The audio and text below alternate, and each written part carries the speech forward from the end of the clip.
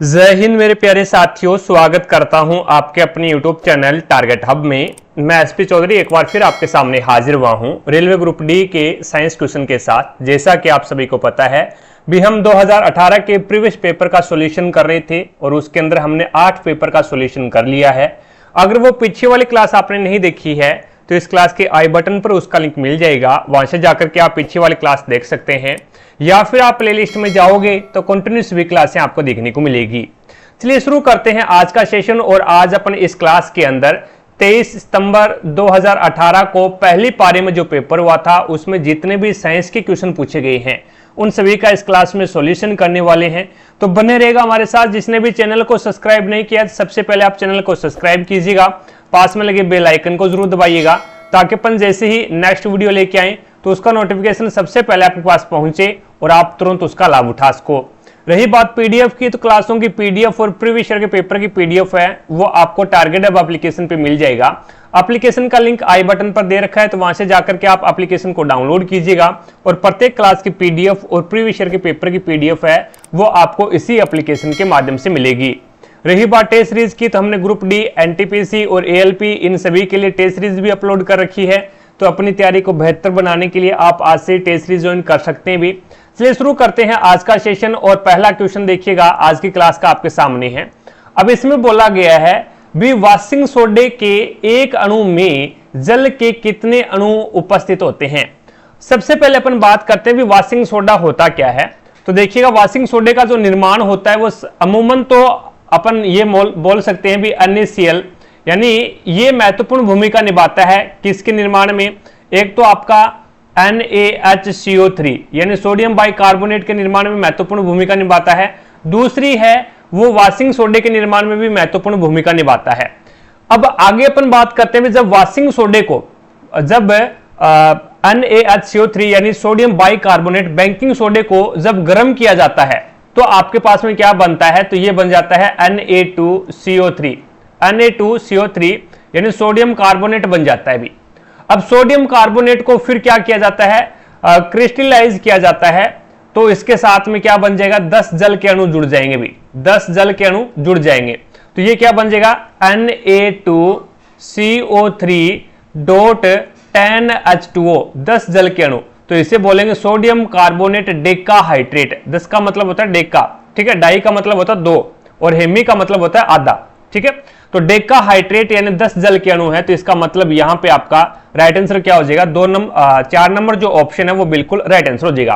अब आपका एएलपी 2024 के अंदर क्वेश्चन पूछा गया था, एएलपी 2024 के अंदर क्वेश्चन ये पूछा गया था और टेक्नीशियन 2024 में भी जो जल की स्थायी कठोरता है, जल की स्थायी कठोरता यहां पे लिख लेता हूं, जल की स्थायी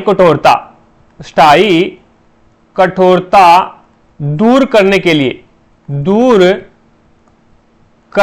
लिए क्या किया जाता है भी, किसका उपयोग किया जाता है, तो वो आप सोडियम बाइकार्बोनेट या फिर वॉशिंग सोडा या फिर धावन सोडे का यूज करोगे भी। अगर आपसे ये बोल दे भी पेयजल को कीटाणु रहित करने के लिए, पेयजल है पीने का जल है उसको कीटाणु रहित करने के लिए आप किसका यूज करते हो, तो वहां पे आप CaOCl2 यानी ये आपका विरंजक चूर्ण हो गया अभी, कैल्शियम ऑक्सीक्लोराइड बोलते हैं इसको, CaOCl2 विरंजक चूर्ण कैल्शियम ऑक्सीक्लोराइड, इसका यूज है वो पेयजल को कीटाणु रहित करने के लिए किया जाता है। यह भी क्वेश्चन आपका ALP 2024 और टेक्नीशियन 2024 के अंदर क्वेश्चन पूछा गया है। उसके बाद में आपका ग्रुप डी 2022 की मैं बात करूं, ग्रुप डी 2022 और आपका ALP 2024 के अंदर क्वेश्चन पूछा गया है और क्वेश्चन ये पूछा गया है भी Na2CO3 10H2O का यूज किया जाता है, तो उसमें बोरेक्स निर्माण में, याद रखना बोरेक्स निर्माण के लिए, जिसे अपन क्या बोल सकते हैं, जिसे सुहागा बोल सकते हैं, सुहागा। अब बोरेक्स का फॉर्मूला क्या होता है, बोरेक्स का फॉर्मूला होता है Na2B4O7.10H2O। तो Na2B4O7.10H2O ये किसका निर्माण है, तो ये बोरेक्स का निर्माण है भी, ठीक है। तो बोरेक्स का निर्माण करने के लिए भी किसका यूज किया जाता है, ये सोडियम बाइकार्बोनेट डेकाहाइड्रेट यानी वॉशिंग सोडे का यूज किया जाता है। तो इसके अंदर आपका राइट आंसर कौन सा हो जाएगा, ये 4 नंबर जो ऑप्शन है वो आपका बिल्कुल राइट आंसर हो जाएगा। चीजें समझ में आ गई क्या? आगे देखो भी, नेक्स्ट आपके सामने है अगला क्वेश्चन भी, कान के अंदर कंपन 3 हड्डियों द्वारा प्रवर्धित होता है जिसे बीच वाले कान में होता है। देखो भी, कान के 3 भाग होते हैं भी, कान के 3 भाग होते हैं, बाह्य कर्ण, अंतःकर्ण, बाह्य कर्ण, मध्य कर्ण और अंतःकर्ण। तो यहां पे आपकी जो 3 हड्डियां पाई जाती है वो मध्य कर्ण के अंदर पाई जाती है भी, मध्य कर्ण के अंदर है वो 3 हड्डियां पाई जाती है जिसे अपन मिस के नाम से याद रख सकते हैं, मिस कर दिया हमने, मेलियस, इनकस और स्टेपिस, मेलियस, इनकस और स्टेपिस। तो यहां पे मेलियस है, ये आपकी एक प्रकार से सबसे छोटी, ये स्टेपिस है, स्टेपिस, तो इसके अंदर स्टेपिस है, ये सबसे छोटी हड्डी है भी, ठीक है ना, ये सबसे छोटी हड्डी है कान की। उसके बाद में अपन बात करते हैं भी मेलियस, मेलियस है, इसे अपन हेमर हस्ती भी बोलते हैं भी, ये आपकी मेलियस, मेलियस, ये मेलियस है, इसे क्या बोला जाता है, इसका जो आकार है ना वो हथौड़े जैसा है भी, तो इसे हेमर अस्थि भी कहा जाता है भी, हेमर अस्थि भी कहते हैं। और आई से बन जाएगा आपका इनकस, आई से इनकस बन जाएगा भी, और इनकस का दूसरा नाम है निहाई, इसे निहाई भी कहा जाता है, ठीक है। और स्टेपिस है वो सबसे छोटी है जिसे रकाब भी बोलते भी, जिसका दूसरा नाम क्या है, रकाब है भी। ये चीजें ध्यान में रखना। तो ये मध्य कर्ण के अंदर पाई जाती है भी, मेलियस को हेमरस्थी भी बोलते हैं, इनकस को निहाई कहा जाता है और स्टेपिस को रकाब कहते हैं। तो इसके अंदर देखो भी, अब इनके आपको दूसरे नाम दे रखे हैं भी, यहां पे देखो भी हेमर है, कोई दिक्कत नहीं है भी, मेलियस को हेमर बोला जाता है भी, हेमरस्थी कहते हैं क्योंकि इसका आकार हेमर जैसा है। अब इसके अंदर आप इस प्रकार से काट सकते हैं भी, कोकलिया है ना, कोकलिया ये मध्य कर्ण में नहीं होता भी, कोकलिया है वो अंतःकर्ण में होता है, तो ये कोकलिया मध्य कर्ण में नहीं है। उसके बाद में यहां पे एनविल, एनविल तो आएगी, कोई दिक्कत नहीं है। स्टीरप है, ये नहीं आएगा भी, स्टीरप, स्टीरप भी आएगी भी। तो ऑडिटरी, ऑडिटरी नहीं आएगा इसके अंदर, ठीक है। तो यहां पे पिन्ना, ये देखो भी, इसमें पिन्ना दे रखा है आपको, इसके अंदर है वो पिन्ना दे रखा है। तो पिन्ना है वो वेस्टल ऑर्गन है जो कि आप मुलायम मुलायम बाहर पकड़ते हो ना अपने हाथ से, अपनी अंगुली से, वो पिन्ना होता है भी। तो इसमें कौन सा हो जाएगा फिर, हेमर हो जाएगा, एनविल हो जाएगा और स्टीरप हो जाएगा भी। ये मध्य कर्ण के अंदर पाई जाने वाली है भी। तो इसके अंदर आपका 4 नंबर जो ऑप्शन है वो बिल्कुल राइट आंसर हो जाएगा। आगे देखो भी, नेक्स्ट आपके सामने है, ये दोबारा से आ गया भी, फिर 4 नंबर दोबारा से आ गया। आगे चलो भी, नेक्स्ट आपके सामने भी, निम्न में से कौन सा नियम किसी धात्विक तौर से किसी धात्विक तार में से प्रवाहित होने वाली धारा और उनके सिरों के बीच, उनके सिरों के विवांतर के बीच संबंध बताता है। तो सबसे पहली बात तो ये है भी, यहां पे बात क्वेश्चन ग्रुप डी 2018 के अंदर यह भी पूछा गया है भी, जो आपका ओम का नियम है, ओम का नियम है वो किस पे लागू होता है। तो याद रखना हमेशा, जो धात्विक, जो आपका धात्विक चालकता है, जो धातु विद्युत का चालन करती है उसी के ऊपर लगता है भी, ठीक है। उसके बाद में ये न तो आपकी उपधातु के ऊपर लगता, जो यानी विद्युत धारा का चालन नहीं कर सकती, जो विद्युत धारा का चालन नहीं कर सकती वहां पे ओम का नियम है वो नहीं लगेगा भी, ठीक है। उसके बाद में ओम का नियम होता क्या है, तो V बराबर IR होता है भी, V बराबर IR होता है, ये ओम का नियम है। अब इसने क्या बोला है भी, प्रवाहित होने वाली धारा और उनके सिरों के बीच विवांतर में संबंध बताता है। तो V समानुपाती I, ये भी बोल सकते हैं भी। ओम का नियम सबसे पहले ये है भी, V समानुपाती I, समानुपाती का निशान हटाएंगे तो कोई स्थिरांक R आ जाएगा भी, तो V बराबर IR हो जाएगा भी। तो यहां पे विवांतर और धारा के बीच में जो संबंध बताता है वो कौन बताता है, तो ओम का नियम बताता है भी, ओम का नियम। तो आपका राइट आंसर कौन सा हो जाएगा, पहला ही ऑप्शन आपका बिल्कुल राइट आंसर हो जाएगा। चीजें समझ में आ गई क्या? जूल का जो तापन नियम है वो क्या है भी, जूल का नियम क्या बोलता है, जूल का नियम होता है H बराबर होता है I square RT, I square RT, ये जूल का नियम है। ये भी क्वेश्चन ग्रुप डी 2022 के अंदर पूछा गया है भी, ठीक है। तो यहां पे क्या है भी, H यानी जो आपकी उष्मा है, H हीट होता है भी, उष्मा, उष्मा है वो धारा के वर्ग के समानुपाती होता है, और जो प्रतिरोध होता है उसके समानुपाती होता है, और जो आपकी T समय है उसके भी समानुपाती होता है भी। चीजें समझ में आ गई क्या? आगे देखो भी नेक्स्ट आपके सामने है अगला क्वेश्चन। अब इसके अंदर आपको बोला गया है भी चूज द टर्म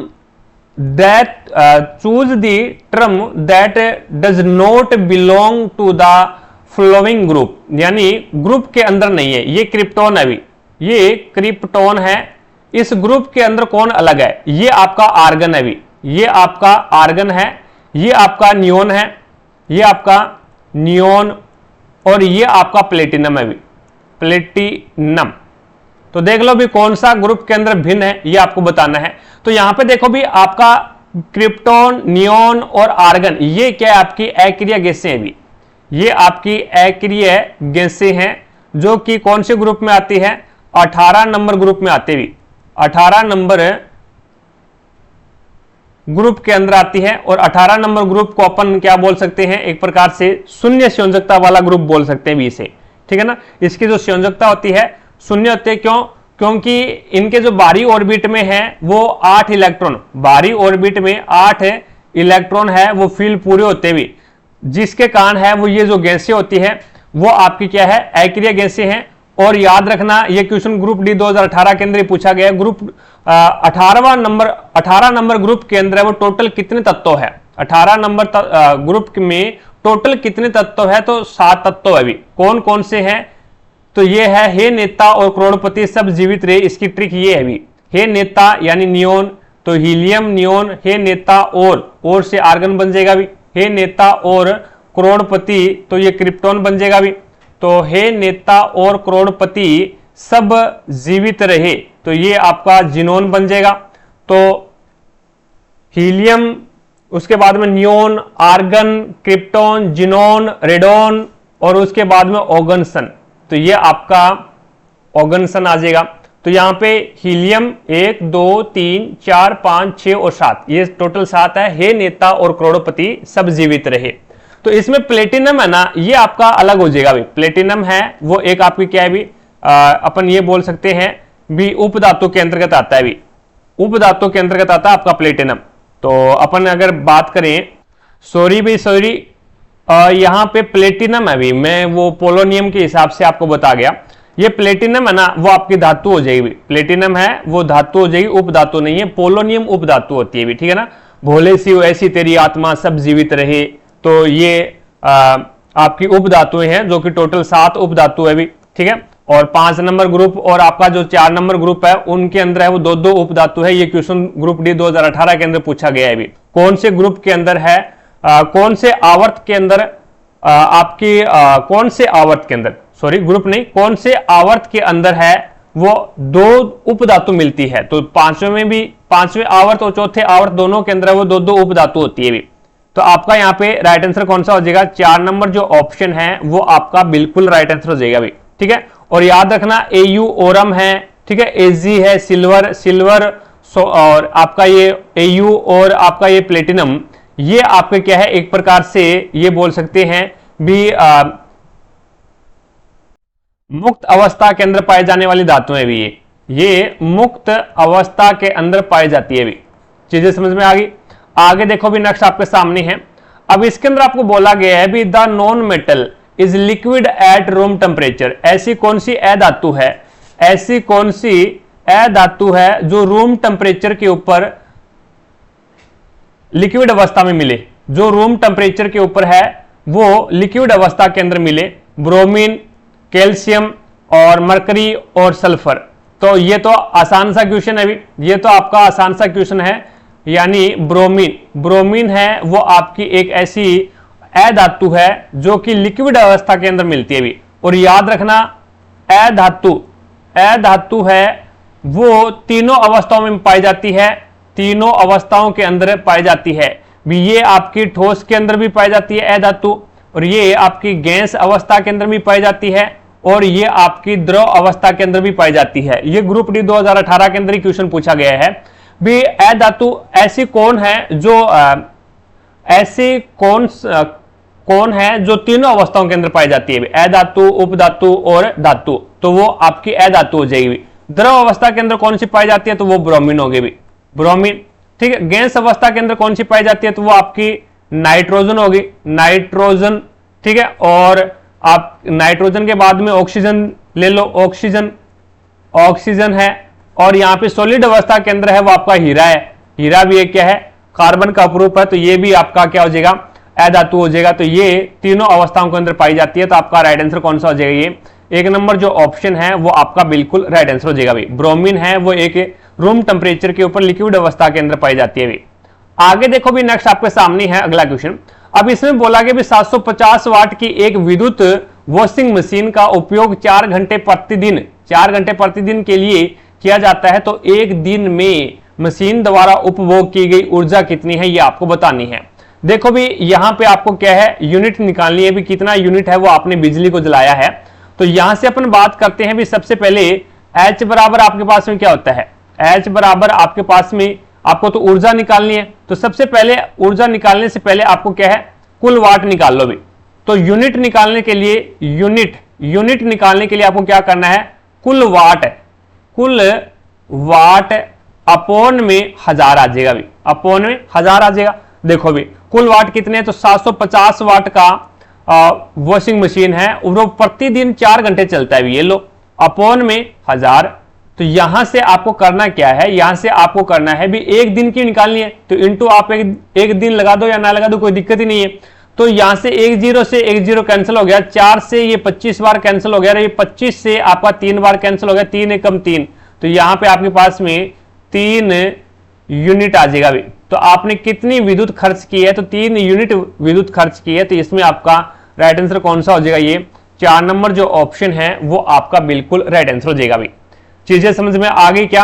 अब ये जो 3 यूनिट है ना, ये 3 यूनिट है, ये आपका किलोवाट घंटा के बराबर है भी। और अगर आपसे पूछ ले भी विद्युत ऊर्जा की वाणिज्यिक इकाई क्या है, विद्युत ऊर्जा की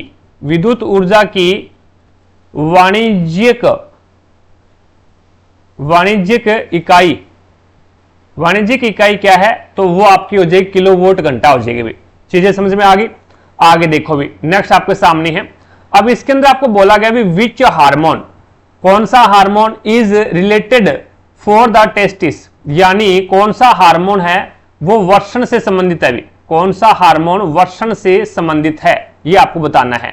तो यहां पे एड्रेनलिन, ये है आपका एड्रेनलिन, ये आपका इंसुलिन, ये है आपका टेस्टोस्टेरोन हार्मोन, और ये है आपका थायरोक्सिन हार्मोन। तो इसके अंदर है वो वर्षण से संबंधित कौन सा है भी। वर्षण क्या है पहले तो ये समझो आप। वर्षण है वो एक प्रकार से अपन ये बोल सकते हैं भी नर जनन अंग, अभी नर जनन अंग है। तो नर जनन अंग है, तो आपको ये पता है भी नर जनन अंग के अंदर नर जनन हार्मोन आएंगे, और नर जनन हार्मोन के अंदर कौन सा आ जाता है, टेस्टोस्टेरोन हार्मोन है, वो कौन रिलीज करता है, या फिर वर्षण से संबंधित हो जाएगा भी। ठीक है, एड्रेनलिन हार्मोन है, ये आपका एक प्रकार से अब इसमें देखो भी एड्रेनलिन हार्मोन है, इसे अपन क्या बोल सकते हैं, ये लड़ो या भाग जाओ, इसे ये भी बोल सकते हैं भी लड़ो या भाग जाओ, इसे ये भी बोलते हैं। एड्रेनलिन हार्मोन है वो कौन रिलीज करता है, तो अपनी जो अधिवक्र ग्रंथि है, अपनी जो अधिवक्र ग्रंथि ये रिलीज करती है भी। यानी अपन ये बोल सकते हैं भी जब अपन कोई खतरनाक कंडीशन के अंदर होते हैं तो है वो ये अपने को क्या करती है, एक प्रकार से उनके लिए तैयार करती है भी। तो इसे लड़ो या भाग जाओ या फिर लड़ो उड़ो हार्मोन भी बोला जाता है भी एड्रेनलिन हार्मोन को। ठीक है ना। तो उसके बाद में अधिवक्र ग्रंथि है वो इसको रिलीज करती है, या फिर ये भी बोल सकते हैं भी अधिवक्र ग्रंथि को एड्रेनलिन ग्रंथि भी बोलते हैं। तो एड्रेनलिन ग्रंथि भी इसको क्या है, रिलीज करती है। और ये क्या करता है, एड्रेनलिन ग्रंथि है ये करता क्या है, कार्य क्या है इसका, ये कार्य क्या है, ये क्वेश्चन ग्रुप डी 2018 के अंदर पूछा गया है। तो एड्रेनलिन ग्रंथि का कार्य है पसीना लाना, पसीना शरीर में पसीने लाना। ठीक है, शरीर के अंदर पसीना लेके आने का कार्य कौन करता है, पसीना लाना। ठीक है, उसके बाद में रोंगटे खड़े करना, ठीक है, और लड़ने के लिए तैयार करना, भागने के लिए तैयार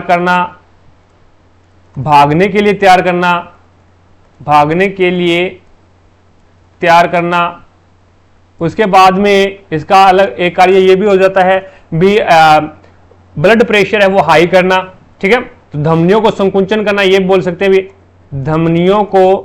धमनियों को संकुचित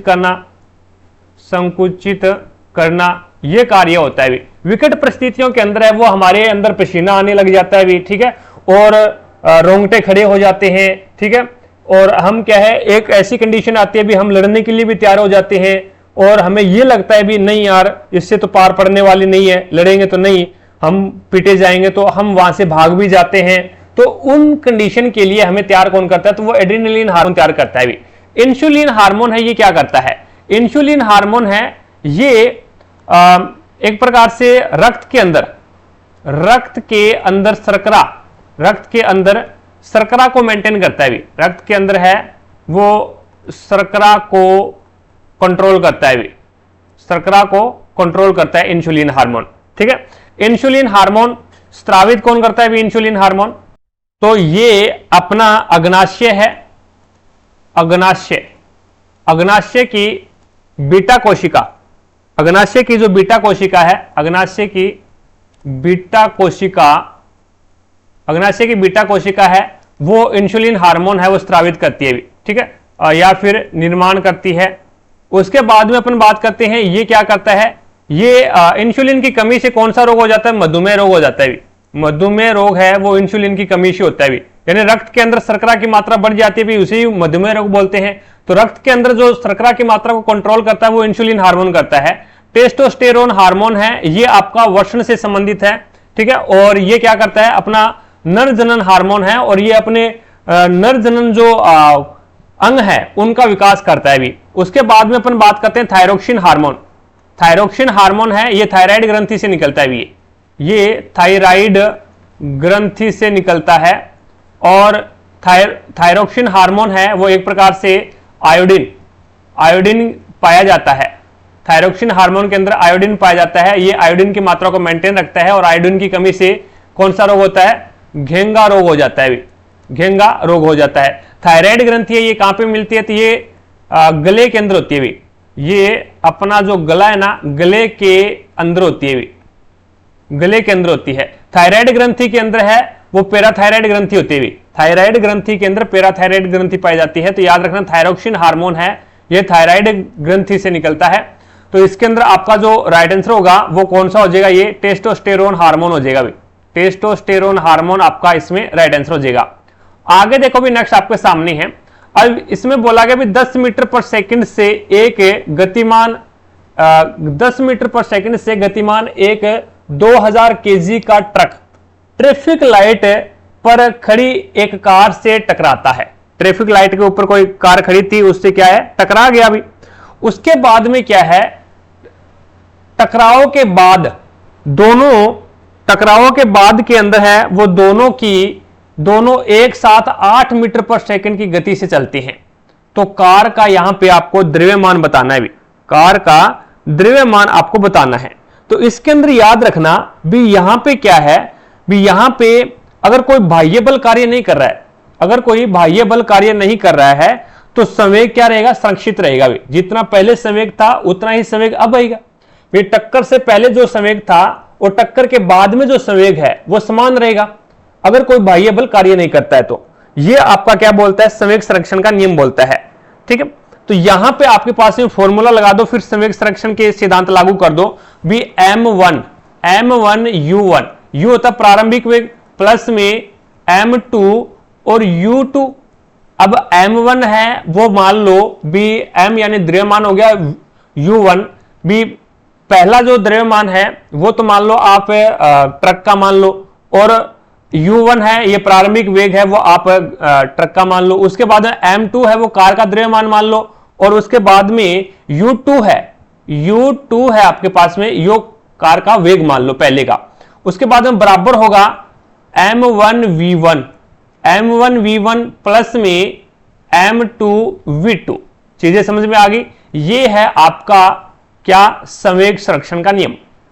उसके बाद में देखो भी यहां पे आपको पता है भी M1 यानी ट्रक का वेग, ट्रक का द्रव्यमान कितना है 2000 है, तो ये लो 2000 इंटू ट्रक का वेग कितना है, प्रारंभिक वेग है 10, प्लस में आपके पास में m2 कितना है, तो m2 तो आपको पता ही नहीं है, कार का तो पता ही नहीं है, तो ये लो m2।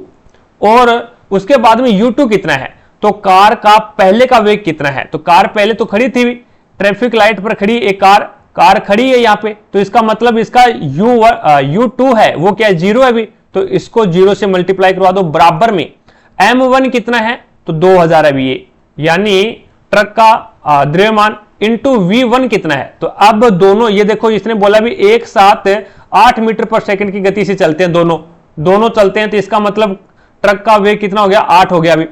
प्लस में m2 कितना है, तो ये तो आपको ज्ञात करना है अभी, m2 आपको ज्ञात करना है, इंटू v2 कितना है, तो वो 8 है अभी।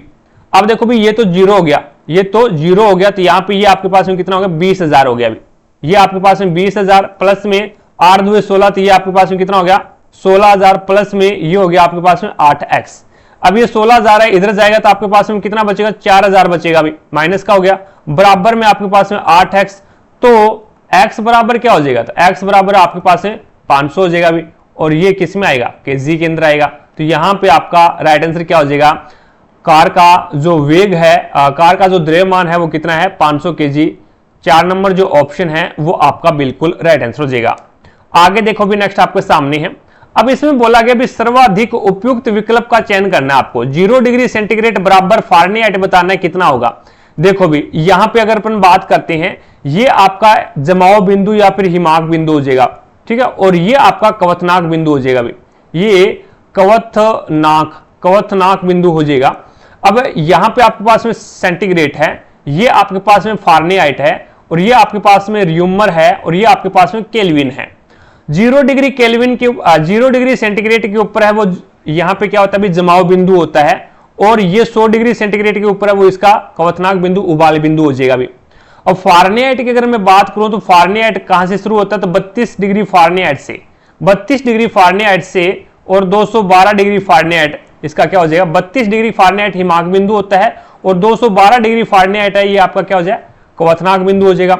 र्यूमर में अगर मैं बात करूं तो 0 डिग्री र्यूमर होता है, और उबाल बिंदु कितना होता है इसका, 80 डिग्री र्यूमर होता है। अगर फारेनहाइट की बात करूं तो 273 से और 373, ये चीजें समझ में आ गई, इतनी कोई दिक्कत नहीं है। अब देखो भी एक फॉर्मूला भी मैं आपको बता देता हूं डायरेक्ट सभी का, रिलेशन होता है भी डिग्री सेंटीग्रेड बटा 5 बराबर होता है फारेनहाइट माइनस में 32 अपॉन में 9 बराबर होता है र्यूमर बटा 4, और बराबर होता है केल्विन माइनस में 273 अपॉन में 5। ये रिलेशन होता है, ये चीजें आप ध्यान में रखना भी, ये चीजें आप ध्यान में रखना। अगर आपको सेंटीग्रेड को फारेनहाइट में चेंज करना दे दे, या फिर सेंटीग्रेड को र्यूमर में चेंज करना दे दे, या फिर र्यूमर को केल्विन में चेंज करना दे दे, तो वहां पे आपका ये मेथड है ना वो काम आएगा भी। तो इसके अंदर देख लो भी 0 डिग्री फारेनहाइट है वो किसके बराबर है, 0 डिग्री फारेनहाइट है वो 32 डिग्री 0 डिग्री सेंटीग्रेड है वो 32 डिग्री फारेनहाइट के बराबर है। तो यहां पे आपका राइट आंसर कौन सा हो जाएगा, ये 4 नंबर जो ऑप्शन है वो आपका बिल्कुल राइट आंसर हो जाएगा भी। चीजें समझ में आ गई क्या। आगे देखो भी नेक्स्ट आपके सामने है। अब इसमें बोला गया भी निम्न में से कौन सा पुष्प एक उभयलिंगी है। उभयलिंगी पुष्प के बारे में पूछा है। उभयलिंगी का मतलब हो गया भी जिसमें दोनों लिंग उपस्थित हो, या फिर इसे उभयलिंगी की जगह द्विलिंगी भी बोल सकते हैं, उपस्थित हो, या फिर इसे क्या बोल सकते हैं, द्विलिंगी कहा जाता है। अब देखो भी सरसों, आपका याद रखना सरसों व गुड़हल, ये आपके क्या है याद रखना, एनसीईआरटी के अंदर दे रखा है भी। सरसों और गुड़हल है वो क्या है, द्विलिंगी है भी, दोनों द्विलिंगी है। पपीता और तरबूज इन दोनों का एनसीईआरटी 10th क्लास के अंदर दे रखा है। ये क्या है आपके एक लिंगी है भी, एक लिंगी हो जाएगा। इसने पूछा भी उभयलिंगी, तो मैंने आपको बताया भी द्विलिंगी और उभयलिंगी दोनों एक ही बात है। तो इसमें आपका जो राइट आंसर होगा वो कौन सा हो जाएगा इसके अंदर, वो हो जाएगा 1 नंबर ऑप्शन। तो यहां पे आप 1 नंबर ऑप्शन कर लो भी, इसका 1 नंबर जो ऑप्शन है वो आपका बिल्कुल राइट आंसर हो जाएगा। पपीता है ना, ये आपका क्या है, पपीता तरबूज ये सारे के सारे आपके एक लिंगी है भी। पपीता और तरबूज है वो आपका एक लिंगी है, सरसों गुड़ल है, ये आपकी उभयलिंगी या फिर द्विलिंगी बोल सकते हैं भी इसको। चीजें समझ में आगे क्या? तो इसके अंदर है वो थोड़ा सा करेक्शन कर लेना भी। हिबिस्कस का मतलब होता है गुड़ल, हिबिस्कस का मतलब क्या होता है? गुड़ल होता है। तो ये क्वेश्चन थोड़ा सा गलत है यहाँ पे, पपीता नहीं होगा भाई, पपीता है, तरबूज है, ये आपका क्या है भी, ये आपके एक लिंगी के अंतर्गत आते हैं भी। सरसों द्विलिंगी होता है भी, ठीक है। सूरजमुखी है, ये भी आपका एक लिंगी के अंतर्गत आता है। और हिबिस्कस है, ये आपका गुड़ल ही होता है भी। तो सरसों और गुड़ल है वो आपके द्विलिंगी के अंतर्गत आ जाएंगे। आगे देखो भी, नेक्स्ट आपके सामने है, एक आपकी जानकारी के लिए मैं बता दूं, अपनी एप्लीकेशन के ऊपर एक शानदार सा ऑफर चल रहा है अभी, और इस ऑफर के बारे में मैं आपको थोड़ा सा बता देता हूं। जो भी इच्छुक कैंडिडेट है वो इस ऑफर का लाभ उठा सकते हैं।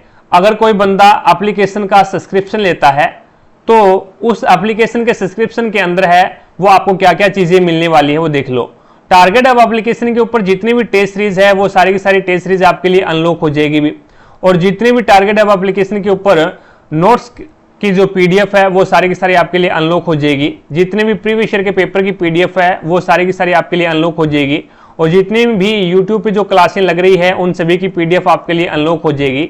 और ये मात्र और मात्र आपको 99 रुपीज के अंदर है वो ये एप्लीकेशन का सब्सक्रिप्शन दिया जा रहा है। तो जो भी इच्छुक कैंडिडेट है वो इस ऑफर का लाभ उठा सकता है भी। वैलिडिटी रहेगी 12 महीने की, 12 महीने की वैलिडिटी के साथ में आपको ये ऑफर दिया जा रहा है।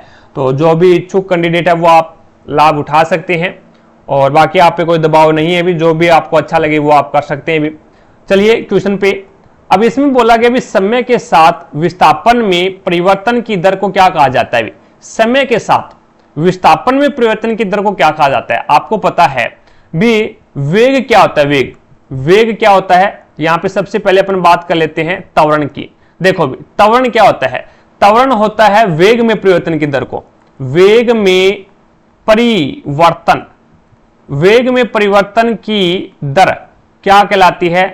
क्या कहलाती है? त्वरण कहलाती है भी, ठीक है। त्वरण का जो मात्रक होता है वो क्या होता है? मीटर प्रति सेकंड स्क्वायर होता है भी, मीटर प्रति सेकंड स्क्वायर होता है। दूसरी अगर मैं बात करूं त्वरण ज्ञात करने का फॉर्मूला क्या होता है? एक्सीलरेशन बराबर होता है v स्क्वायर माइनस में u स्क्वायर अपॉन में 2, sorry v minus u upon में 2, v माइनस u, यानी प्रारंभिक वेग, अंतिम वेग माइनस में प्रारंभिक वेग अपॉन में 2। तो ये आपके पास में क्या हो जाएगा? ये आपके पास में त्वरण ज्ञात करने का फॉर्मूला हो जाएगा भाई। उसके बाद में बल क्या होता है? तो बल है वो आपको पता है भी, बल एक प्रकार का दाब ही होता है भी। तो यहां पे बल का जो मात्रक होता है वो क्या होता है भी? न्यूटन होता है भी। बल का ऐसा ही मात्रक क्या होता है? न्यूटन होता है। और बल ज्ञात करने का जो फॉर्मूला होता है वो क्या होता है? आपको पता है F बराबर क्या होता है? ma होता है भी। F बराबर आपका ma होता है, यानी बल बराबर होता है द्रव्यमान, m का मतलब होता है मास और a का मतलब होता है एक्सीलरेशन यानी त्वरण। तो द्रव्यमान इंटू त्वरण आ जाएगा भाई। दूसरी कंडीशन में अपन यहां से भी ज्ञात कर सकते हैं, आपको पता है भी कार्य वर्क बराबर क्या होता है? वर्क बराबर होता है आपका बल इंटू डिस्प्लेसमेंट यानी विस्थापन, बल इंटू विस्थापन ये भी होता है भी। तो यहां से भी अपन है वो बल निकाल सकते हैं भी। उसके बाद वो चाल आपको पता है भी मीटर प्रति सेकंड होता है भी, चाल है वो आपका मीटर प्रति सेकंड होता है। लेकिन विस्थापन तो वेग, वेग क्या होता है? तो विस्थापन में परिवर्तन की दर, विस्थापन में परिवर्तन की दर ही क्या कहलाती है? वेग कहलाती है। और वेग भी क्या होता है? मीटर प्रति सेकंड होता है। अब देखो भी विस्थापन क्या है? विस्थापन क्या होता है? डिस्प्लेसमेंट बोलते हैं जिसको। विस्थापन क्या होता है? तो विस्थापन है वो आपका प्रारंभिक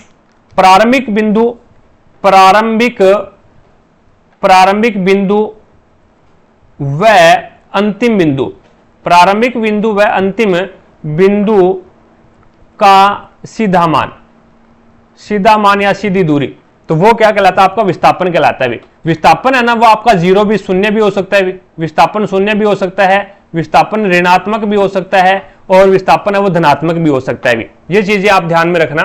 तो इसके अंदर है वो विस्थापन में परिवर्तन की दर पूछा है, तो आपका राइट आंसर कौन सा हो जाएगा? 4 नंबर जो ऑप्शन है वो आपका बिल्कुल राइट आंसर हो जाएगा। अगला क्वेश्चन देखो अभी नेक्स्ट आपके सामने है। अब इसके अंदर आपको बताना भी sodium metal is store in, यानी सोडियम मेटल है, सोडियम धातु है, उसको कहां पे स्टोर करके रखा जाता है भी? तो ये हो जाएगा सोडियम धातु को, मेटल का मतलब धातु होता है, सोडियम धातु को कहां पे संग्रह किया जाता है। ये आपका केरोसिन, ये आपका एल्कोहल है, ये वाटर है और ये ईथर है भी। तो आपको पता है भी सोडियम धातु है वो जैसे ही सोडियम धातु बहुत ही अभिक्रियाशील धातु है, भी बहुत ही अभिक्रियाशील धातु है। और ये जैसे ही क्या करती है भी वायु के संपर्क में आती है, जैसे ही वायु के संपर्क में आती है आग पकड़ लेती है भी। ठीक है। तो दूसरी बात अगर अपन बात करते हैं सोडियम की, तो सोडियम को एक प्रकार से अपन किसके अंदर यूज कर सकते हैं, जैसे यहां पे मैं अभिक्रियाशीलता का क्रम बता दूं इसके अंदर, इसको विद्युत अपघटन द्वारा, विद्युत अपघटन के द्वारा, विद्युत अपघटन विधि द्वारा है, विधि द्वारा इसको एक प्रकार से शुद्ध किया जाता है भी। ठीक है, इसको शुद्ध किया जाता है विद्युत अपघटन विधि द्वारा। आपको पता है भी जो ज्यादा अपघटनशील तत्व होते हैं, जो ज्यादा अपघटनशील तत्व होते हैं इसे विद्युत अपघटन विधि के द्वारा है वो अलग किया जाता है, और जो कम अपघटनशील तत्व है और जो मध्यम अपघटनशील तत्व है उनको आप एक प्रकार से निस्तापन और भर्जन विधि के द्वारा है वो अलग करते हो भी। ठीक है। उसके बाद में अपन बात करते हैं सोडियम की।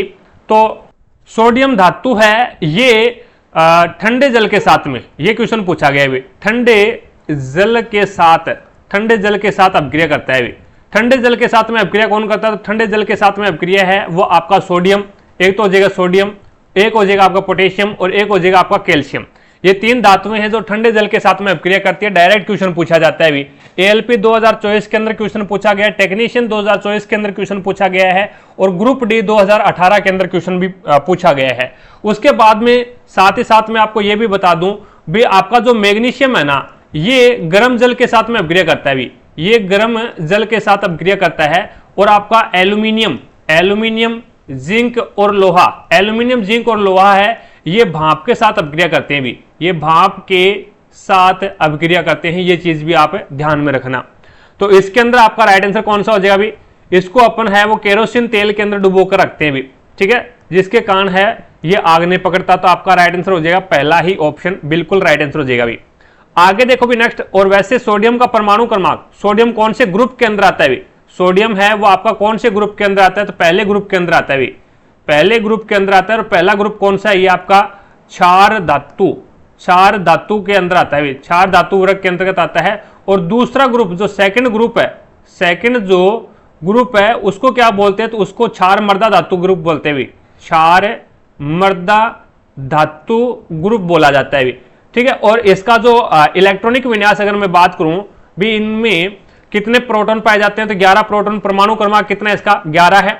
ठीक है, परमाणु क्रमांक 11। तो पहले ऑर्बिट में 2 इलेक्ट्रॉन आएंगे, दूसरे ऑर्बिट में आपका 8 इलेक्ट्रॉन आएंगे और तीसरे ऑर्बिट के अंदर आपका 1 इलेक्ट्रॉन आ जाएगा भी। तो इनका जो इलेक्ट्रॉनिक विन्यास है वो कितना हो जाएगा? 2 8 1 हो जाएगा भी। अब ये क्या करता है भी? एक इलेक्ट्रॉन या तो त्याग दे भी, बाहरी ऑर्बिट के अंदर है वो इसके 1 इलेक्ट्रॉन होता है, या तो ये 1 इलेक्ट्रॉन त्याग दे या फिर ये 7 इलेक्ट्रॉन ग्रहण कर ले। तो 7 इलेक्ट्रॉन ग्रहण करेगा तो ज्यादा ऊर्जा की आवश्यकता होगी, तो इसीलिए ये क्या कर देता है? 1 इलेक्ट्रॉन डोनेट कर देता है भी। 1 इलेक्ट्रॉन त्याग देगा तो डोनेट कर रहा है। इलेक्ट्रॉन त्यागना क्या होता है? धनायन आएगा भी, इलेक्ट्रॉन त्यागेगा तो धनायन आएगा। तो इसीलिए सोडियम है वो Na+1 होता है भी, Na+1 होता है। आगे देखो भी नेक्स्ट आपके सामने है अगला क्वेश्चन।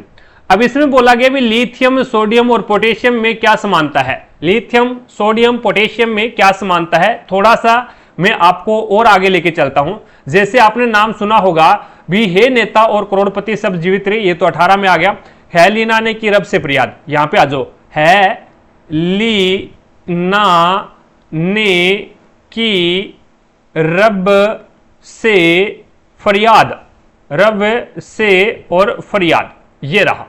ये आपका कौन सा ग्रुप है भी? है लीना ने की रब से फरियाद। तो ये आपका फर्स्ट ग्रुप है भी, ये आपका फर्स्ट ग्रुप है जिसे अपन क्या बोलते हैं? क्षार धातु ग्रुप बोला जाता है भी।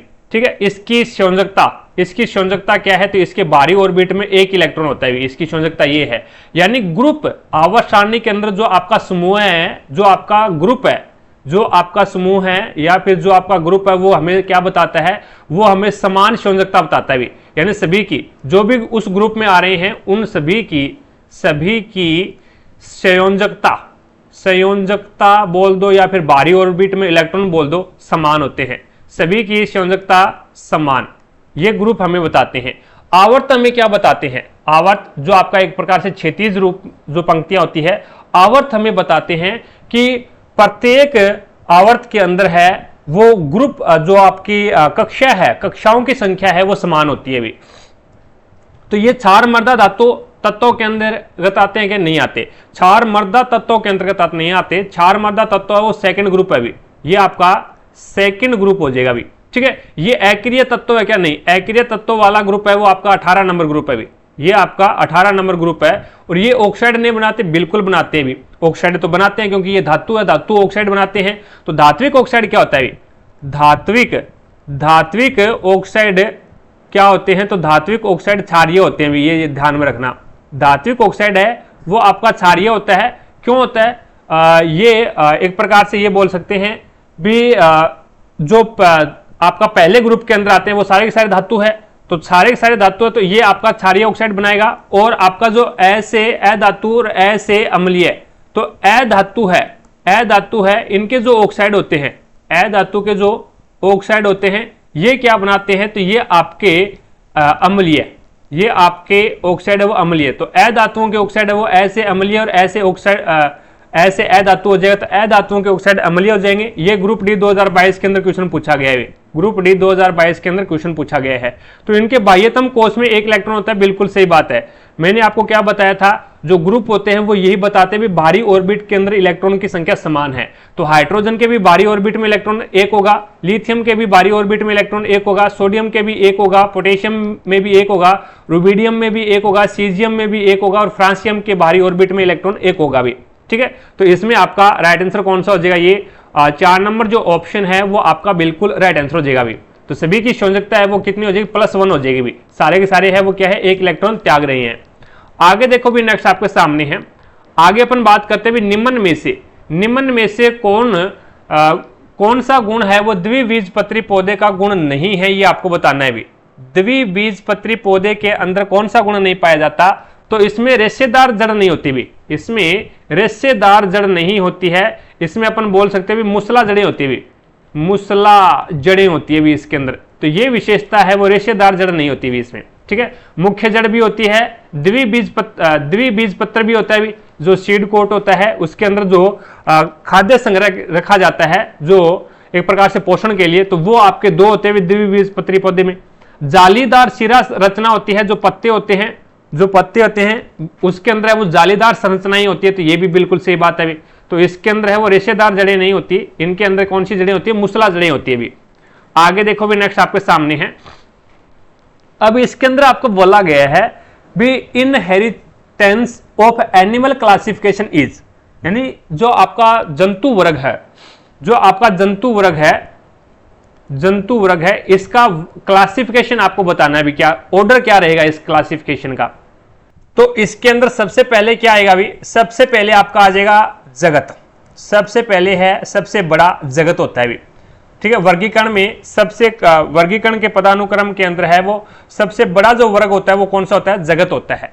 जगत के बाद में आता है आपका संघ, जगत से छोटा संघ होता है भी। संघ के बाद में कौन सा आता है? आपका वर्ग आता है भी। संघ के बाद में वर्ग आता है, और वर्ग कैसे आपका बन जाएगा? गण, और उसके बाद में गण के बाद में बन जाएगा कुल, ये आ जाएगा आपके पास में कुल के बाद में आपका आ जाएगा वंश, कुल व जाति, और सबसे छोटी जाति। तो याद रखना, इसमें यह पूछा जाता है भी एनिमल्स वर्गीकरण यानी जंतु वर्गीकरण के अंदर है वो सबसे छोटा और सबसे बड़ा कौन है, ये पूछा जाता है भी। तो सबसे बड़ा है वो तो आपका जगत वर्ग है भी, और सबसे छोटा जो वर्ग है वो आपका जाति वर्ग हो जाएगा भी। तो जाति, वंश, कुल, गण, वर्ग, संघ और जगत, ये आपका इसमें राइट आंसर हो जाएगा। और इसके अंदर है वो इंग्लिश के अंदर आप देख लो भी, ये इंग्लिश के अंदर होते हैं भी, ठीक है। आपको हिंदी के अंदर रखनी है भी, ये पीडीएफ थोड़ी सी इंग्लिश में बनी हुई है, तो इसीलिए आपको थोड़ा सा असुविधा ही हो रही है। कोई दिक्कत नहीं है, मैं प्रॉपर आपको बता रहा हूं भी। निम्नलिखित यौगिकों को उनके कार्बन बंध की लंबाई के अनुसार बढ़ते हुए क्रम में आपको सेटिस्फाई करना है भी। देखो भी, कार्बन बंध की लंबाई के अनुसार, यहां पे समझना आप, ये क्वेश्चन है वो आपका ALP 2024 के अंदर भी क्वेश्चन पूछा गया है भी इस टाइप का भी, कौन से बंध की लंबाई सबसे ज्यादा होती है और कौन से बंध की लंबाई है वो सबसे कम होती है भी। यहां पे कार्बन कार्बन के मध्य में अगर सिंगल बंध है, कार्बन कार्बन के मध्य में अगर सिंगल बंध है तो उनकी लंबाई है वो सबसे ज्यादा होगी भी, उनकी लंबाई सबसे ज्यादा होगी भी।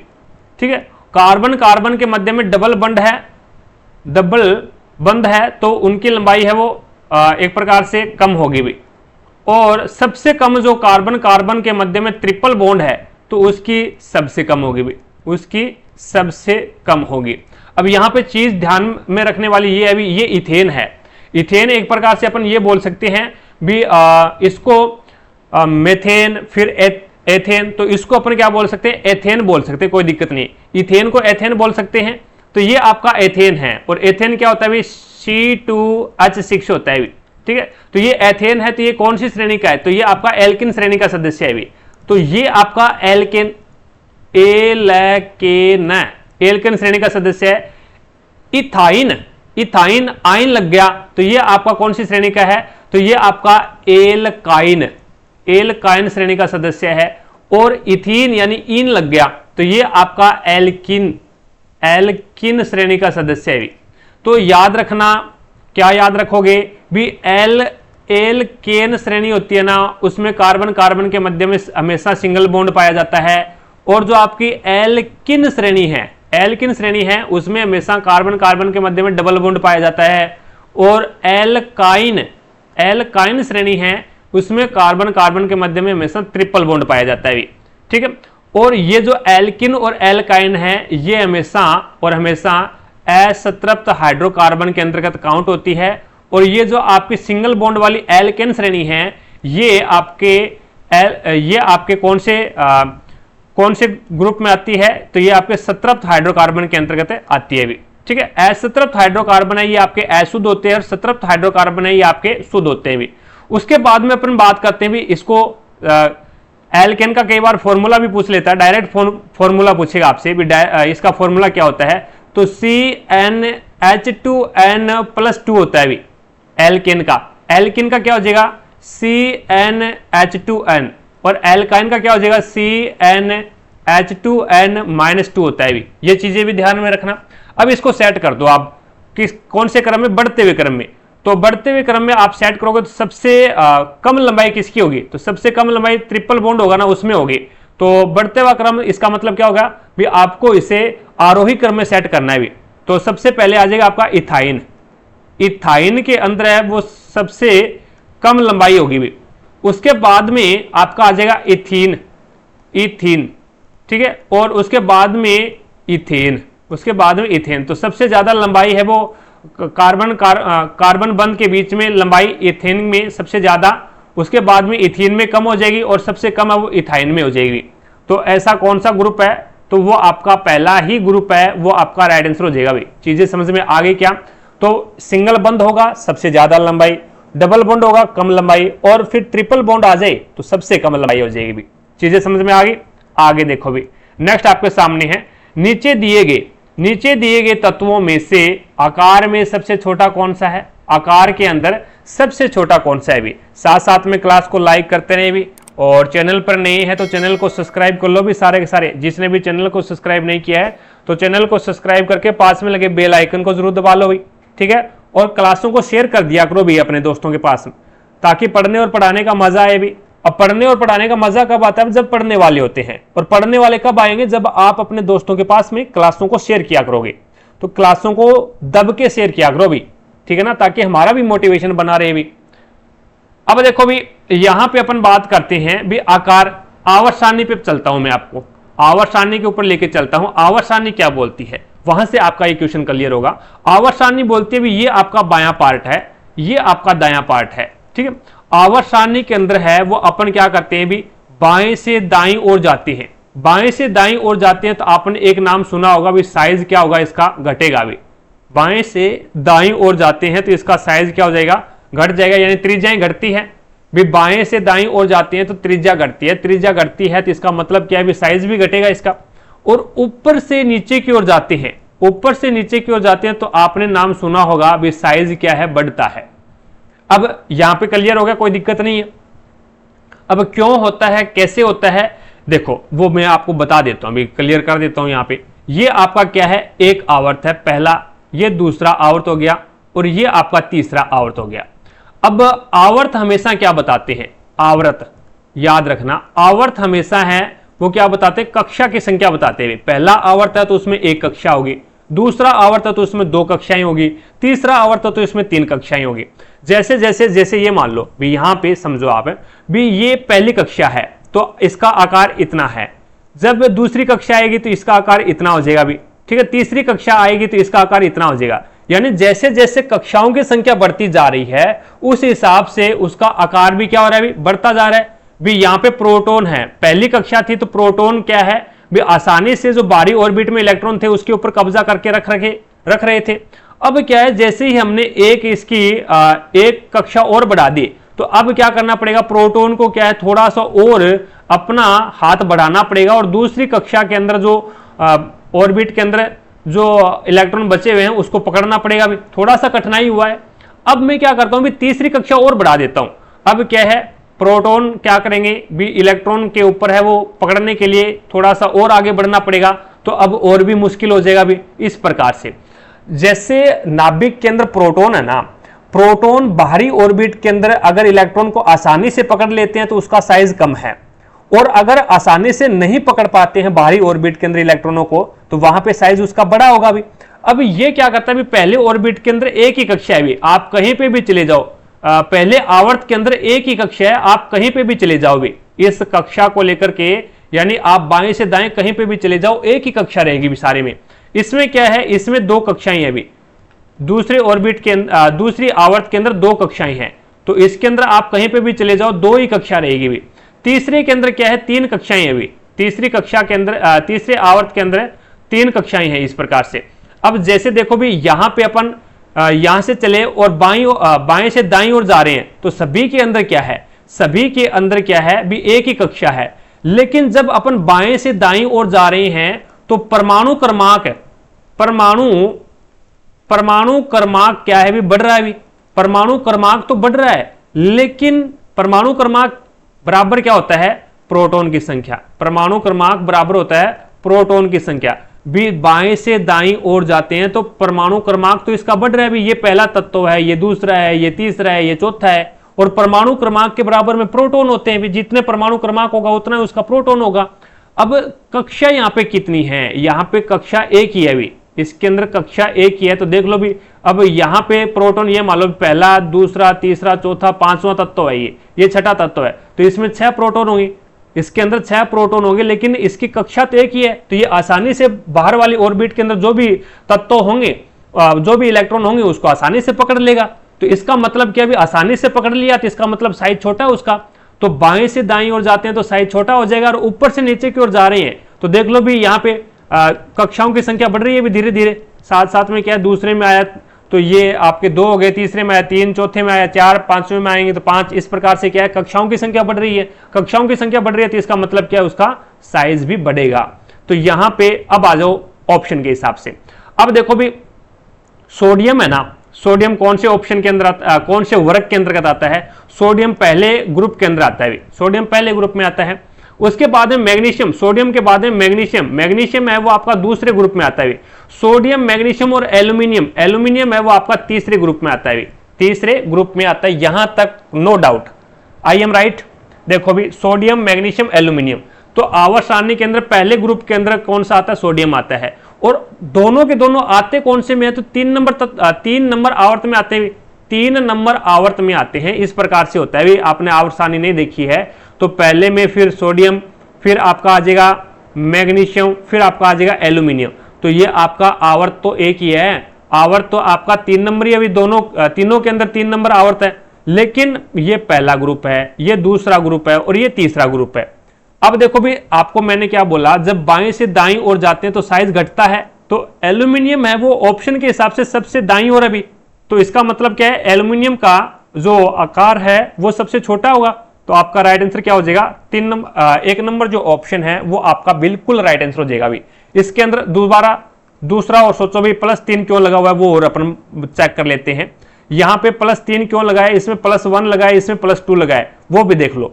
अब देखो भाई यहां पे एल्यूमिनियम वो 13 नंबर पे आता है भाई। एल्यूमिनियम का परमाणु क्रमांक कितना 13 नंबर है। परमाणु क्रमांक 13 तो इसमें प्रोटॉन भी 13 होंगे, 13 ही इलेक्ट्रॉन होंगे। अब देखो उदासीन परमाणु के अंदर जितने प्रोटॉन होते हैं उतने इलेक्ट्रॉन होते हैं, उदासीन परमाणु की बात कर रहा हूं मैं। तो यहां पे आपका पहले ऑर्बिट में 2 इलेक्ट्रॉन आएंगे भी, दूसरे ऑर्बिट के अंदर है वो कितने इलेक्ट्रॉन आएंगे तो 8, तीसरे ऑर्बिट के अंदर कितने इलेक्ट्रॉन आएंगे 3। चीजें समझ में आ गई, टोटल 13 हो गए।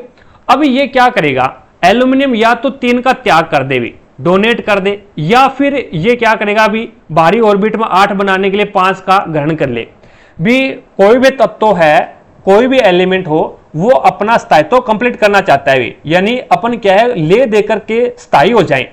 और स्थायी होने के लिए अष्टक नियम क्या बोलता है भी, कोई भी तत्व स्थायी तभी हो सकता है जब उनके बाहरी ऑर्बिट के अंदर 8 इलेक्ट्रॉन हो। अब 8 इलेक्ट्रॉन करने के लिए या तो ये 5 ग्रहण कर ले या फिर 3 त्याग दे। तो 5 ग्रहण करेगा तो उसमें ऊर्जा की ज्यादा आवश्यकता होगी, तो ये 5 ग्रहण करने की बजाय 3 त्याग देगा भी। 3 त्यागेगा तो इलेक्ट्रॉन त्यागने पे क्या आता है प्लस चार्ज आता है, इलेक्ट्रॉन ग्रहण करने पे नेगेटिव चार्ज आता है। 3 त्याग रहा है तो इसका मतलब इस पे क्या आ जाएगा +3 आ जाएगा भी, तो इसकी संयोजकता क्या आ जाएगी +3 हो जाएगी भी।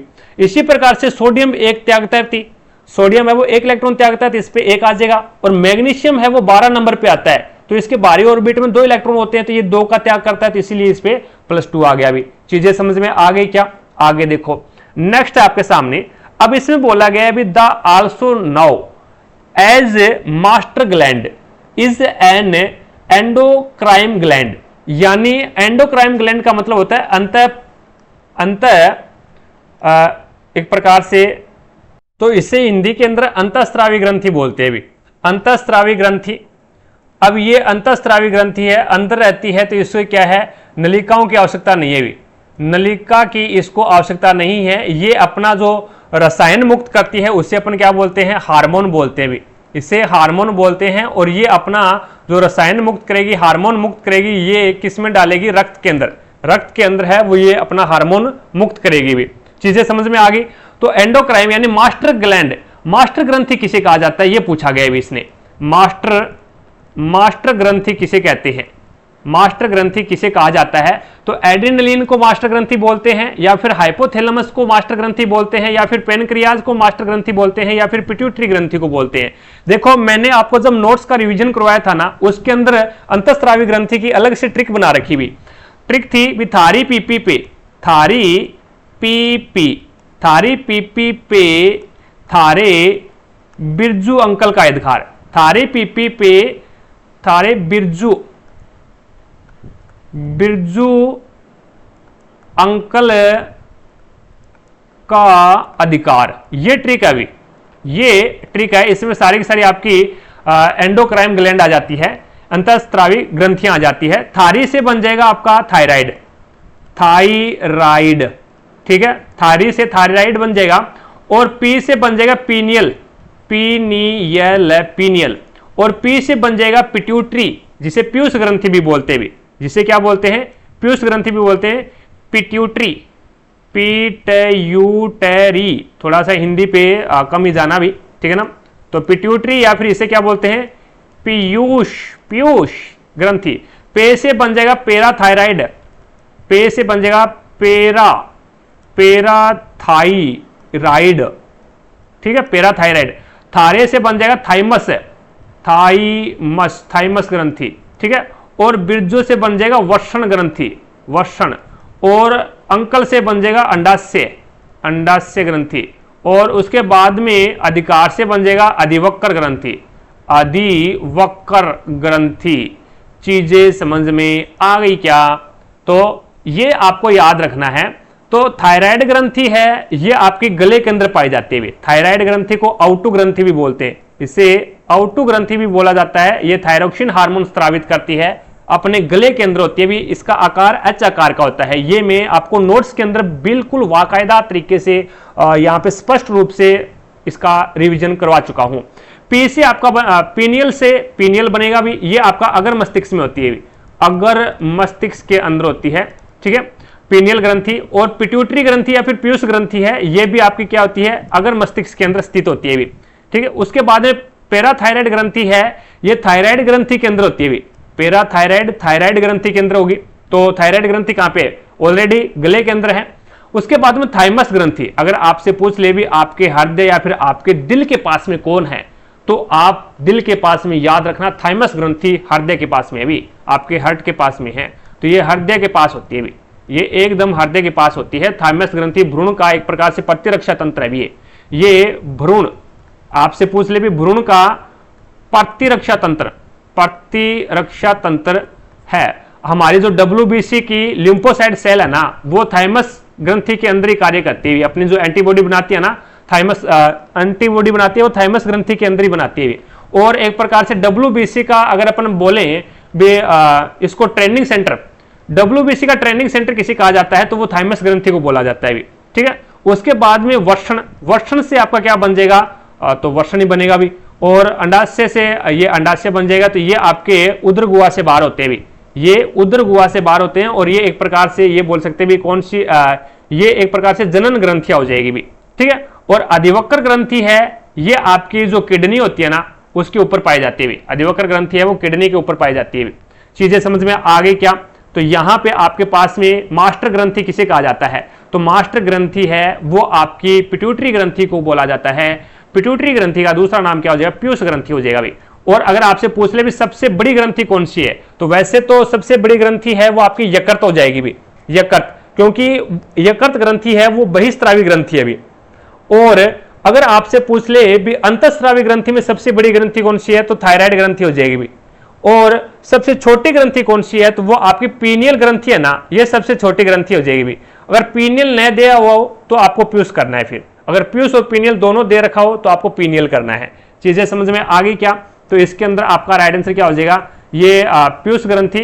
पीयूष ग्रंथि को मास्टर ग्रंथि भी बोला जाता है। और पीयूष ग्रंथि क्या करती है, तो ये वर्दी हार्मोन रिलीज करती है भी, वर्दी हार्मोन, ये वर्दी हार्मोन है वो रिलीज करती है जिससे शरीर का विकास हो सके भी।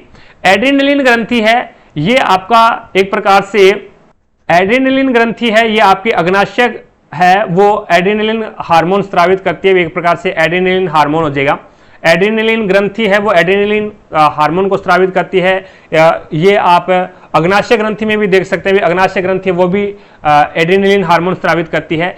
ये क्या करती है भी, ये लड़ने के लिए तैयार करते हुए, जो हमारे विकट परिस्थिति आ जाती है तो रोंगटे खड़े हो जाते हैं, ठीक है, और दिल की धड़कन बढ़ जाती है भी, ठीक है। उसके बाद में पसीने आने लग जाते हैं, और अपन ये भी बोल सकते हैं भी रोंगटे खड़े हो गए, पसीने आना शुरू हो गया, और एक प्रकार से लड़ने के लिए तैयार कर देती है भी आदमी को, ठीक है। विकट परिस्थिति में लड़ने के लिए तैयार करना या फिर भाग जाने के लिए तैयार करना, ये सारी क्रियाएं हैं। और रक्त जो ब्लड प्रेशर है वो ज्यादा हो जाता है तो वो कौन करता है, तो वो आपकी एड्रेनलिन ग्रंथि करती है भी। उसके बाद में आगे चलते हैं अपन क्वेश्चन के ऊपर।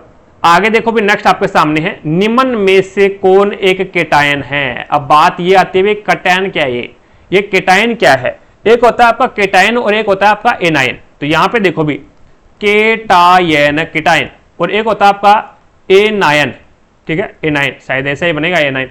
अब देखो केटायन कौन होता है, केटायन कौन होता है, एनायन कौन होता है। जब धातु, धातु क्या होती है, धातु और ये अधातु, धातु अमूमन क्या करती है, इलेक्ट्रॉन का त्याग करती है भी।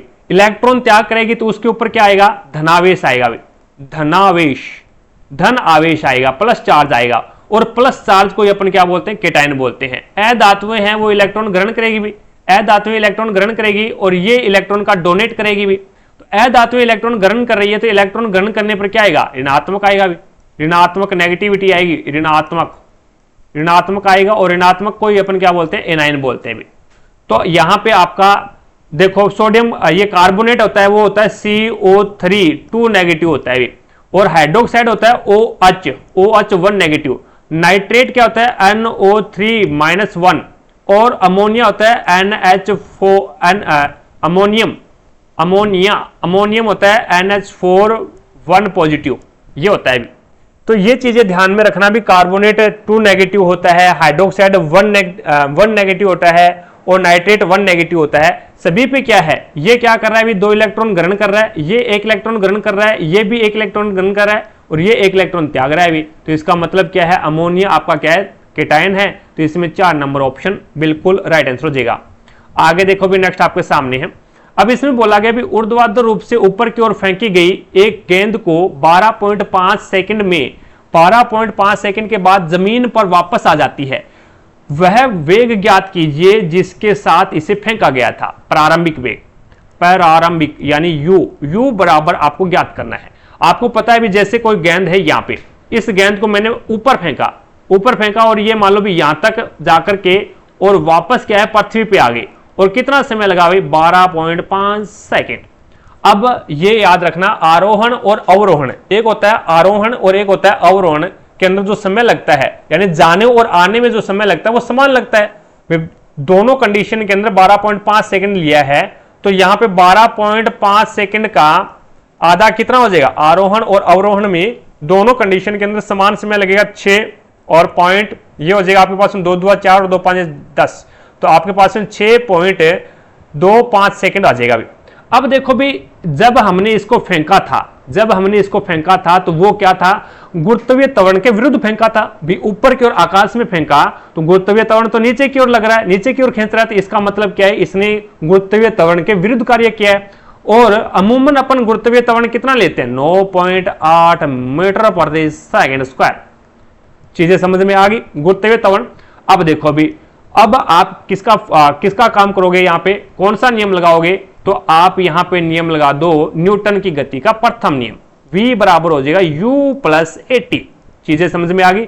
v होता है अंतिम वेग, भी यहां पे गई गेंद यहां तक पहुंची, ये इसका अंतिम वेग यहां पे 0 हो जाएगा भी यहां पे आगे, तो v बराबर 0 बराबर में u आपको पता नहीं है भी, और यहां पे आपके पास में प्लस और एक्सीलरेशन आपके पास में गुरुत्वीय त्वरण है वो कितना हो जाएगा, वो हो जाएगा आपके पास -9.8, और t कितना ले रहा है, तो t ले रहा है 6.25। अब इसको भैया मल्टीप्लाई कर दो, मल्टीप्लाई करोगे तो इसके अंदर है वो आ जाएगा, मल्टीप्लाई कर रहा हूं 6.25 इंटू 9.8, तो आपके पास में ये आ जाएगा u, इसको पूरे को इधर लेके चले जाऊं मैं तो माइनस का ये प्लस का हो जाएगा भाई, तो u बराबर में आपके पास में आ जाएगा 61 यानी 61.25 मीटर प्रति सेकंड।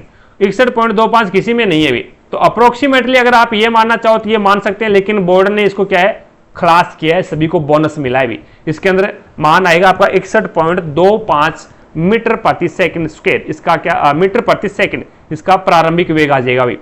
आगे देखो भी, नेक्स्ट आपके सामने है अगला क्वेश्चन। अब इसके अंदर आपको बताना है भी गति का द्वितीय नियम, गति का जो द्वितीय समीकरण है के बीच संबंध दर्शाता है। पहले अपन बात करते हैं गति के प्रथम फर्स्ट समीकरण, फर्स्ट इक्वेशन क्या बोलती है, v बराबर होता है u प्लस एटी। सेकंड क्या दर्शाती है, ये क्वेश्चन बहुत बार पूछे जाते हैं, सेकंड क्या बताता है, थर्ड क्या बताता है, ये यहाँ पे सेकंड क्या होती है, s बराबर होता है ut प्लस में हाफ 80 स्क्वायर। उसके बाद में अपन बात करते हैं थर्ड क्रिया प्रतिक्रिया का नियम। थर्ड क्या है भी आपका क्रिया प्रतिक्रिया का नियम है। थर्ड समीकरण होता है आपके पास में 2as बराबर हो जाएगा v स्क्वायर माइनस में u square, v square minus में u स्क्वायर, ये आपका क्या है थर्ड नियम है, थर्ड समीकरण हो जाएगा। अब पहला समीकरण देखो भी, पहला समीकरण किस किस के मध्य में यहाँ पे बता रहा है, तो पहला समीकरण है वो आपको एक्सीलरेशन त्वरण नहीं देखना है भी, त्वरण यहाँ पे नहीं देखना है, त्वरण सभी के अंदर है भी, त्वरण सभी के अंदर है। देखो इसके अंदर अपन बात करते हैं तो ये तो वेग हो गया अभी, और ये आपका समय हो गया, तो ये किसमें संबंध बताता है, तो ये आपका वेग प्लस में वेग और समय के बीच में संबंध बताता है। यानी त्वरण सभी के अंदर है, त्वरण इसमें भी है, इसमें भी है और इसमें भी है। उसके बाद में देखो इसमें ये क्या बताता है, ये किस किस के बीच में समय बताता है, तो ये आपकी दूरी, एक तो हो जाएगा दूरी, और एक आपके पास में क्या है, एक आपके पास में है वो यहां पे आपका वेग मान लो, एक आपका वेग यानी समय। तो सेकंड जो लो है, सेकंड जो समीकरण है वो आपका दूरी को अपन स्थिति लिख सकते हैं, ठीक है, दूरी स्थिति, और उसके बाद में ये v से वेग, तो ये आपके पास में हो जाएगा स्थिति, और वेग के अंदर है वो ये समय बताएगा। उसके बाद में ये आपका तीसरा नियम है। तीसरा नियम आपको क्या बताएगा, तीसरा नियम है वो एक्सीलरेशन को तो आपको छेड़ना ही नहीं है। तीसरे नियम के अंदर है वो आपका एक तो आ जाएगा स्थिति यानी कंडीशन, और उसके बाद में एक आपके पास में क्या आ जाएगा, वेग, एक आपके पास में क्या आ जाएगा, वेग आ जाएगा। तो ये आपके पास में कंडीशन बनेगी तीनों की तीनों। तो यहां पे आपके पास में क्यों भाई घर की सरकार है क्या, यहां पे तो वेग आ गया, वी वेग आ गया, कोई दिक्कत नहीं है। तो इसके अंदर वेग, यहां पे समय आएगा, फिर ये यहां पे टी समय आ जाएगा भैया, टी समय, तो ये आपके पास में आ जाएगा समय, ये आपके पास में क्या आ जाएगा अभी, समय आ जाएगा। तो ये आपका सेकंड है वो आ जाएगा कंडीशन और समय के बीच में रिलेशन बताता है ये। तो इसके अंदर आपका राइट आंसर कौन सा हो जाएगा भैया, 2 नंबर जो ऑप्शन है वो आपका बिल्कुल राइट आंसर हो जाएगा भाई। इसके अंदर क्या है, एक तो आपका ये दूरी है और एक आपका यहाँ पे क्या है भी, ये आपका टी समय है। याद कर लेना भैया, रट लेना इसको, बहुत बार 2018 के अंदर आएगा, ये अपन करेंगे क्वेश्चन, उसके अंदर बहुत बार क्वेश्चन आएगा। 2022 के अंदर तो एक बार भी नहीं पूछा गया अभी, 2018 के अंदर पूछा गया है। तो पहला समीकरण है, इसे जड़त्वों का नियम भी बोलते हैं भी, पहले समीकरण को जड़त्वों का नियम भी बोलते हैं, क्योंकि ये क्या कहता है, जड़त्वों का नियम ये बोलता है भी अगर आप जिसका जितना ज्यादा द्रव्यमान होगा उसका उतना ही ज्यादा जड़त्व होगा, ये चीज एक तो नोट कर लेना भी, ठीक है। उसके बाद में अपन बात करते हैं जड़त्वों का नियम क्या कहता है भी, जब अपन कोई गति, जब कोई वस्तु गति कर रही है तो वो गति ही अवस्था में रहेगी, जब कोई वस्तु गति कर रही है तो वो गति की अवस्था में रहेगी, और जब कोई वस्तु है वो विरामावस्था में है तो वो विरामा अवस्था के अंदर ही रहेगी, जब तक कि उस पर कोई बाह्य बल कार्य ना करे, ठीक है, उसका वो विरोध करेगी भी।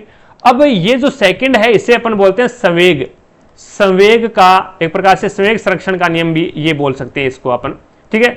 अब यहां पे क्या है, दूसरा नियम ये बोलता है भी संवेग में परिवर्तन की दर बल के समानुपाती होता है। ये बात पूछी गई है आपकी ALP 2024 के अंदर भी, संवेग में जब आप परिवर्तन करोगे, जितना आपने संवेग में परिवर्तन किया वो किसके समानुपाती होगी, तो वो आपने जो बल लगाया ना, जो आपने बल लगाया उस बल के कारण संवेग के अंदर है वो परिवर्तन हुआ, उस बल के समानुपाती होगी। जितना आप बल लगा रहे हो उतना ही संवेग में परिवर्तन हो रहा है। तो इसका मतलब क्या है, संवेग में परिवर्तन की दर बल के समानुपाती होती है, यह आपका सेकंड लॉ बोलता है।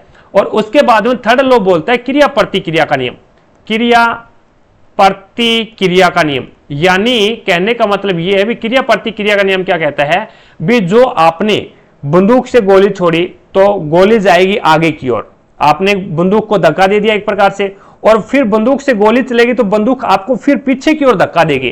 तो वो क्या है, क्रिया प्रतिक्रिया का नियम है। आप नाव में हो और किसी किनारे पे आप कूद रहे हो, किसी किनारे पे जा रहे हो और किनारे पे आपने कूदा, तो जितना आपने वो आगे की ओर बल लगाया उतना ही आपने नाव को पीछे की ओर बल लगाया, तो नाव है वो पानी के अंदर वापस खिसक जाएगी, तो वो क्रिया प्रतिक्रिया का नियम हो जाएगा। अभी आगे चलो, अभी नेक्स्ट आपके सामने है। अब इसमें बताना भी, जब प्रकाश किसी चमकीली सतह पर अपवर्तित होता है तो परावर्तन की घटना घटित होती है। देखो भी चमकीली सतह, ये एकदम चमकीली सतह है, थोड़ा सा अपन इसको बढ़िया तरीके से समझेंगे।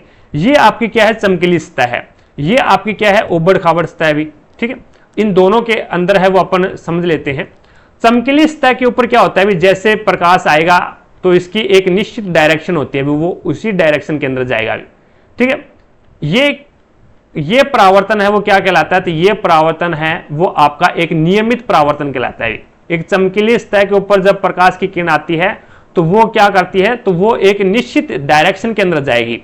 अब जब कोई खुरदरी है, कोई ऐसे ही अनियमित बगैर चमकीली सतह है, उसके ऊपर जब आएगी तो वो इस दिशा में चली जाएगी, ठीक है, वो इस दिशा में चली जाएगी। इस प्रकार से उसमें कोई नियम कार्य नहीं करेगा, उसमें कोई नियम कार्य नहीं करेगा। तो यहां पे चमकीली सतह के ऊपर जब प्रकाश की किरण आती है तो उसमें क्या होता है, नियमित, उसके अंदर है वो नियमित परावर्तन होता है, ठीक है, एक निश्चित डायरेक्शन के अंदर जाएगी, एक निश्चित नियम का पालन करेगी। अब आपको बोला गया भी, how many molecules of water are present in 1 molecules of copper sulphate. ये क्वेश्चन पूछा गया। कॉपर सल्फेट के अंदर बहुत बार मैंने आपको बताया है भी, CuSO4 ये आपका कॉपर सल्फेट है। कॉपर सल्फेट के अंदर कितने जल के अणु होते हैं, और ये क्वेश्चन ये भी पूछा गया है, फेरस सल्फेट के अंदर है वो कितने जल के अणु होते हैं। तो कॉपर सल्फेट के अंदर है वो 5 जल के अणु होते हैं, 5+2 ये फॉर्मूला बनता है इसका कॉपर सल्फेट का, 5 जल के अणु होते हैं। और फेरस सल्फेट के अंदर 7 जल के अणु होते हैं, 7 जल के अणु होते हैं, तो यहाँ पे डॉट लगा लो आप। तो कॉपर सल्फेट होता है CuSO4 5H2O और फेरस सल्फेट होता है आपका FeSO4 7H2O। तो इसमें आपका राइट आंसर कौन सा हो जाएगा? ये 3 नंबर जो ऑप्शन है वो आपका बिल्कुल राइट आंसर हो जाएगा। भी आगे देखो भी, नेक्स्ट आपके सामने है, इसमें पूछा गया है भी यदि 50 वाट का बल्ब 1000 जूल की ऊर्जा का उपभोग करता है तो बल्ब द्वारा लिया गया समय क्या है? कंडीशन आपको टाइम निकालना है। तो आपको पता है भी यहां पे आपको क्या दे रखा है? H हीट दे रखा है, ऊर्जा दे रखी है आपको 1000 जूल है, बराबर में H बराबर क्या होता है? VIT ये होता है भी फॉर्मूला। सारा फॉर्मूला लिख देता हूं मैं यहां पे, देखो H बराबर एक तो होता है VIT, एक होता है H बराबर होता है I स्क्वायर RT, और दूसरा होता है तीसरा H बराबर होता है V स्क्वायर अपॉन में R इंटू T। अब ये तो हीट का है, अब ये आप इसमें ओनली फॉर T हटा दो तो ये पावर शक्ति का बन जाएगा। P बराबर क्या हो जाएगा? पावर शक्ति VI। P बराबर आपके पास में क्या हो जाएगा? पावर, तो ये हो जाएगा आपके पास में I स्क्वायर R, और P बराबर आपके पास में क्या हो जाएगा? V स्क्वायर अपॉन में R। ये चीजें हो जाएगी, ये चीजें सारी याद रखनी पड़ेगी आपको। देखो भी, अब इसके अंदर आपको क्या दे रखा है? भी H का मान दे रखा है कितना? 1000 जूल, बराबर में V का मान आपको पता नहीं है, T का मान आपको निकालना है, और I का मान आपको पता नहीं है। आपको एक जरूर पता है भी P बराबर क्या होता है? VI होता है। भी P बराबर VI होता है, और VI आपके पास में ये रहा। भी अब देखो भी P के बराबर VI है तो VI की जगह में P का मान रख सकता हूं भी, क्योंकि P बराबर VI है।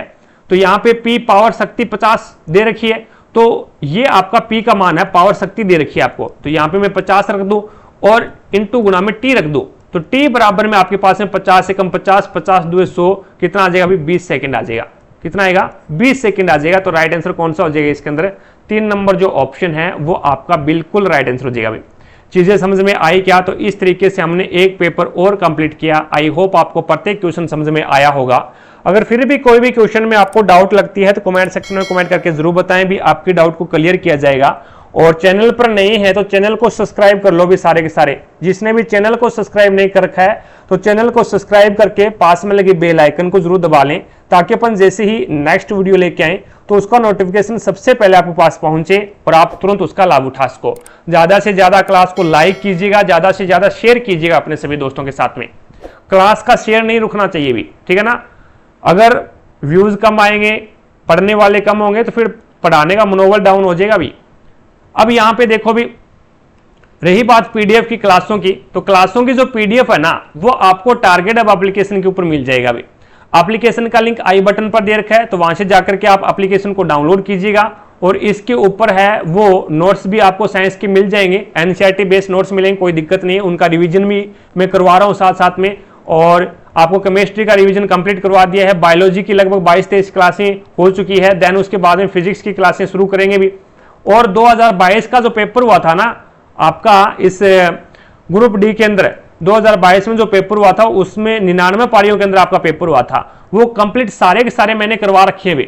वो सारे के सारे मैंने आपको पेपर वाइज इसी तरीके से करवा रखे हैं। उनकी प्लेलिस्ट है वो आपको आई बटन पर मिल जाएगी भी, वहां से देख लो आप। It's okay.